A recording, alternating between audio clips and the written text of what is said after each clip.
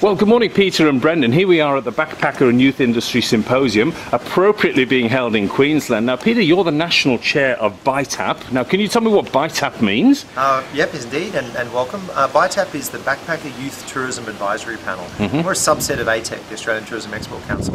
Today's conference is a subset, again, of the wider ATEC Symposium that's being held here on the sunny Sunshine Coast. Fantastic. And what we do is we look at all the issues that are really important to the youth sector. The youth sector being the start of the life cycle of the Australian tourism industry. Without the youth sector, if we get this industry wrong, this sector wrong, then the entire industry is affected. So today we're here as we're part of the Australian Youth Tourism Exchange, which was yesterday. We bring in wholesalers from around the world. We do B2B meetings. That's on Monday. Today is the conference day, Tuesday, where we talk about all the big issues that are important to our sector. That's everything from wholesaling, retailing, what to look for in trends, what our challenges are, what impediments can we remove to growth. And tomorrow we have more B2B meetings. Then of course we go into the wider ATEC Symposium. Brilliant. Tell me a little bit about, and we'll get to you in a second, Brendan, because it's really important that this event's being held in Queensland, but tell me a bit about the challenges the industry's been facing. I mean, is backpacking, if you like, or young working travellers and all those sectors, are they booming? Are they static? I mean, what's the score at the moment? Look, it's no secret that it's a challenge. It's been a very challenging work environment over the last couple of years. A number of factors have come to play into that. They're not insurmountable challenges, but it is the new normal. So the trading conditions that we're currently enjoying are pretty much the normal conditions for where the industry's at. Having said that, we can do some things to improve our sector, such as changes to the working holiday maker visa, changes to government regulation. It's still illegal to bungee jump in New South Wales. There's lots of things we can do. Amazing. Well, listen, Brendan, here we are in Queensland, so what a beautiful morning again, and we're in Twin Waters on the Sunshine Coast, so exactly the weather we'd expect in winter, isn't it? What else would you expect from Queensland?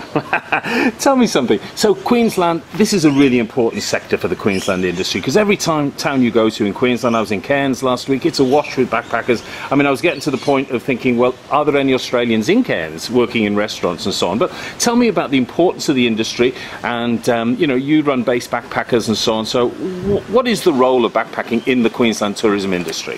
For us in Queensland, it's such a major part.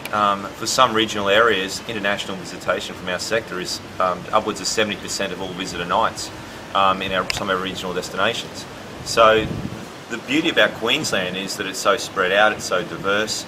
It's almost a rite of passage as you travel through the coast, and the diversity that you see through in those travels, right from the border all the way up to the tip of Cape York and Port Douglas. So it's very important that we actually bring people from other sectors and other industry bodies to Queensland to actually talk to our industry, talk to our operators, talk to our business sector, and actually help educate them on where things are going, how it's happening, what the general feeling out there is in the wider marketplace, is internationally, is globally, trends that are coming, and whether that is for us in Queensland or not for us, and how we can fit into that and how we can take advantage of it. We're still only getting about 57% of all travellers to Australia in this sector up to Queensland. And it's very important for us to actually get more up here. We're increasing our length of stay, which is wonderful. So the ones that are coming love our product. We just need to entice more to come to Queensland.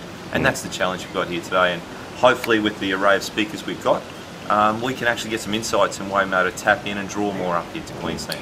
Some parts of Queensland have had some, you know, fairly significant challenges over the last 12 months, and I know industry's been pretty down about it all. I felt there was a buzz in Cairns that there wasn't there 12 months ago when I was there last year. So tell me, in terms of backpacking, is backpacking recovering in terms of tropical North Queensland in particular, say, and also to an extent Noosa and the Sunshine Coast and so on? It is, and the way we're recovering is through the length of stay. We're really looking at the people that are travelling, we're diversifying our product range, and we're getting our operators now to think outside the square. As Peter mentioned, the new normal, it's not what it was 5, 10, 15, 4 years ago, and we need to change with the times and change our products to meet those new demands.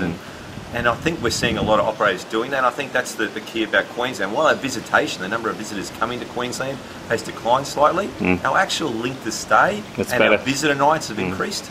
And I think that's really a good message on how our operators are adapting to the changing climate. Well, gentlemen, I hope you have a wonderful conference today. I'm sure you will. I know of the importance of backpacking and youth travel to Queensland and to Australia, and I hope you're going to be able to influence government and all the other people that you need to influence in terms of the working holiday visas. They're actually a very important part of the labour force in Australia, without any question. So let's have a great day today, and I'll be reporting on several of the speakers. So thank you for the invitation, and look forward to hearing from you later on in the day. Thank you, John. Thank you.